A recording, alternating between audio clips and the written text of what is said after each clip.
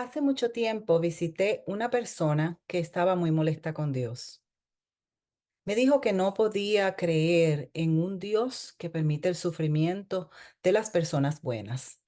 Estaba inmerso en un gran dolor por la muerte de su cónyuge, la cual murió de cáncer cuando tenía poco más de 60 años. En nuestra conversación me dijo que le estaba preguntando esto a su sacerdote, quien le dijo que era una cuestión de fe. Pero aún así, esta no fue una buena respuesta para esta persona. Cuestionó las historias bíblicas, particularmente me preguntaba sobre el arca de Noé y decía, ¿cómo puede Dios destruir al mundo de esa manera? Ni siquiera considerando a los bebés o a las mujeres embarazadas. Lo escuché activamente, lo dejé desahogarse. Una y otra vez me dijo de su enojo con Dios. En algún momento me dijo, bueno, tú eres una capellana, una pastora. ¿Qué piensas?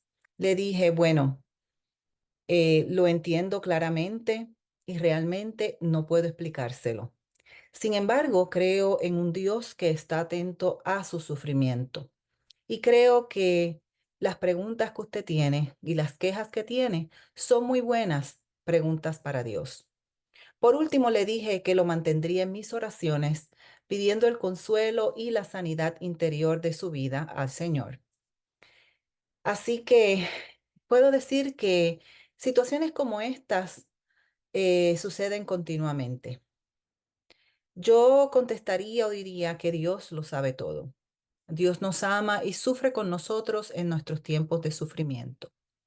La vida a veces se vuelve un poco injusta y realmente no queremos sufrir las dificultades que son a veces demasiadas porque son muy desagradables, pero son parte de la vida. Sin embargo, no estamos muy lejos de las historias bíblicas, no estamos muy lejos de lo que sufrían los siervos del Señor en la época bíblica. El profeta Isaías les recordó al pueblo de Dios que incluso cuando sufrían debido al exilio y a la esclavitud, Dios todavía les amaba, Dios tenía misericordia y todavía les recordaba también que Dios caminaba con ellos en medio del sufrimiento, en medio de la dificultad y les recordaba de ese Dios que sana, consuela, que llora con nosotros y se convierte en un Dios de amor y de misericordia en medio de la tristeza, la cual algún día convertirá en alegría. El texto de hoy se encuentra en el libro de Isaías, el cual es uno de los profetas de la Biblia hebrea y el primero de los profetas mayores del Antiguo Testamento cristiano. Se dice que el libro fue escrito durante la época del cautiverio babilónico y que narra las meditaciones extensas sobre el destino de Jerusalén durante y después del exilio. El texto bíblico de hoy se encuentra en la sección histórica de los capítulos 40 al 55 y se presupone que Jerusalén ha sido ya destruida y está en el exilio babilónico, ya que el libro de Isaías fue escrito aproximadamente en el siglo 8 antes de Jesús. El texto bíblico de hoy nos habla entonces, igual que al pueblo de Israel, sobre el propósito primordial de Dios, que es hablar del plan de Dios para el mundo. El profeta Isaías es uno el cual constantemente habla de esas características de Dios, comenzando con los mensajes de Dios donde expresa y le explica al pueblo de Dios quién es Dios y qué hace por su pueblo. El texto de hoy se encuentra en Isaías 40, del 21 al 31. Comienza diciendo, ¿acaso no lo saben? ¿Nunca lo habían oído? ¿Nunca les dijeron desde el principio?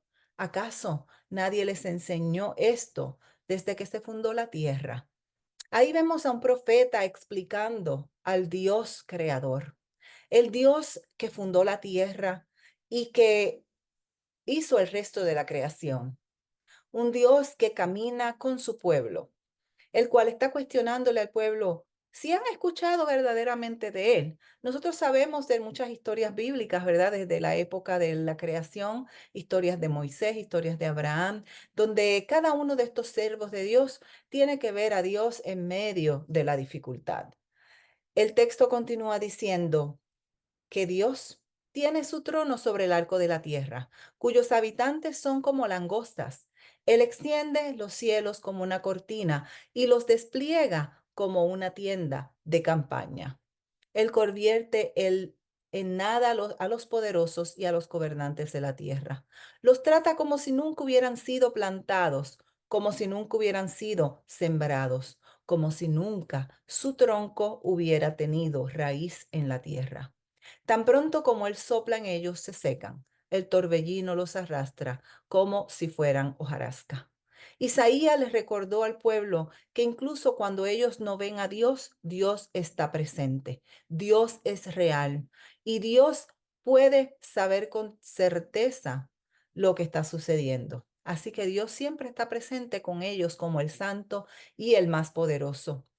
El texto nos habla también de que Dios actuará en el futuro y que ellos pueden mirar alrededor y comparar y ver a Dios presente en sus situaciones. Continúa el texto diciendo, ¿con quién entonces pueden compararme? Dice el santo. Levanten los ojos al cielo y miren, ¿quién creó estas cosas? Él saca y cuenta su ejército de estrellas. A todas los llama por su nombre y ninguna de ellas falta. Tan grande es su poder, tan poderoso su dominio. El profeta continúa hablando de esa majestad de Dios, esa dimensión que se nos hace tan difícil entender, como el texto lo repite. Dios está presente, Dios escucha y Dios lo demuestra por medio de sus actos.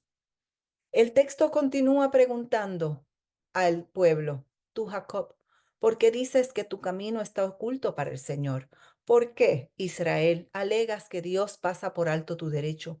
¿Acaso no sabes ni nunca oíste decir que el Señor es el Dios eterno y que Él creó los confines de la tierra?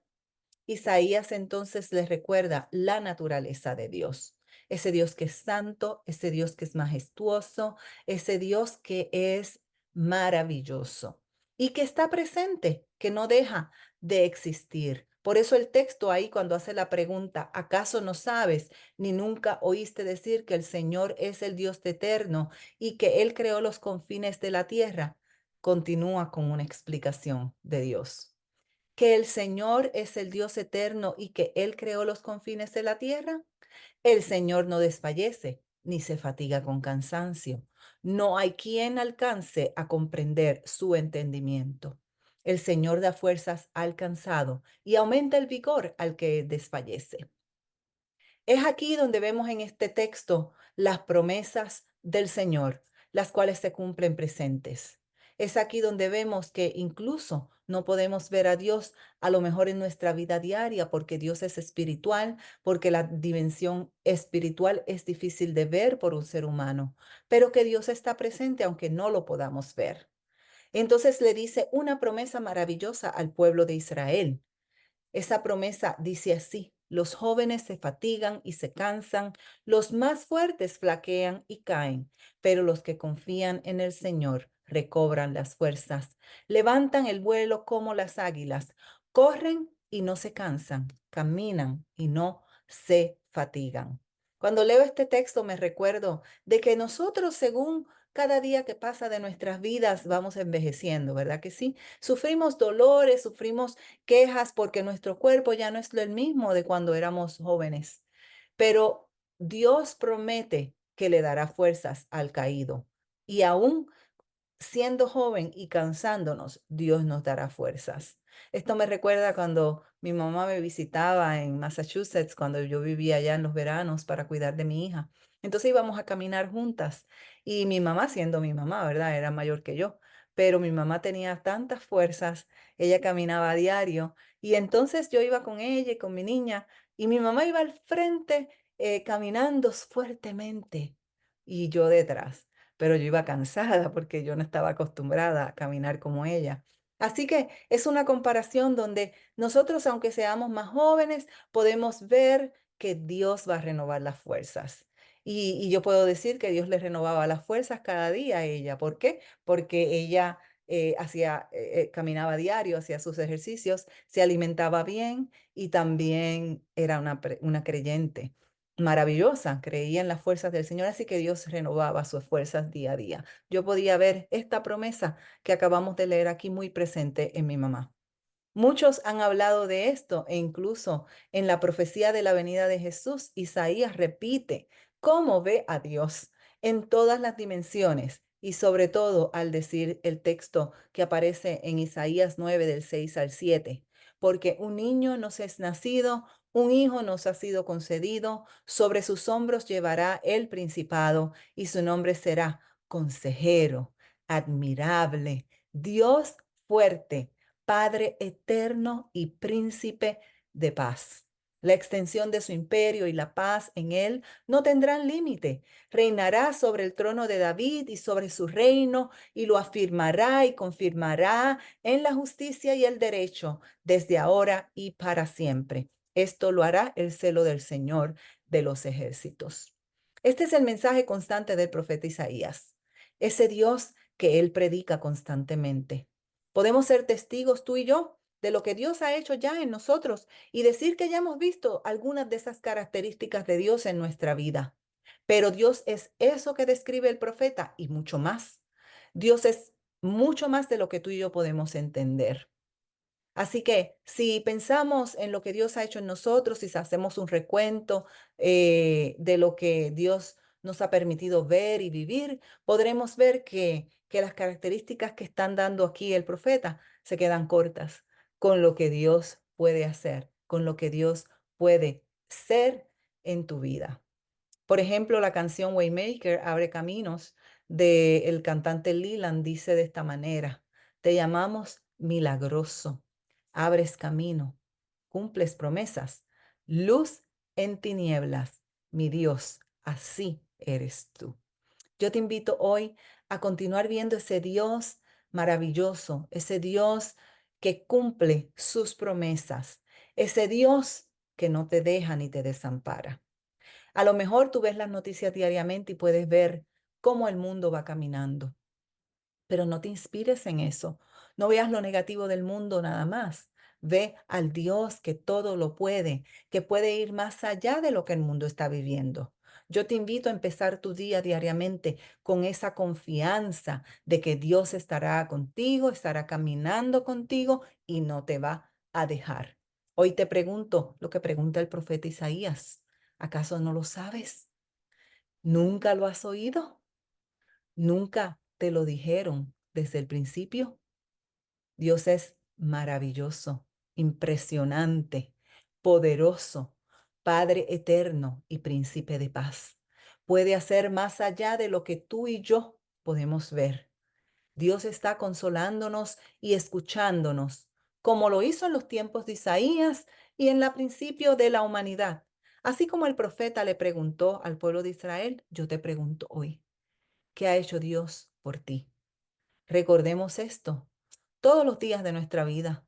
Recordemos que Dios hace por nosotros diariamente y recordemos que Dios siempre está presente y nos escucha al acercarnos a la mesa. Dios te bendiga.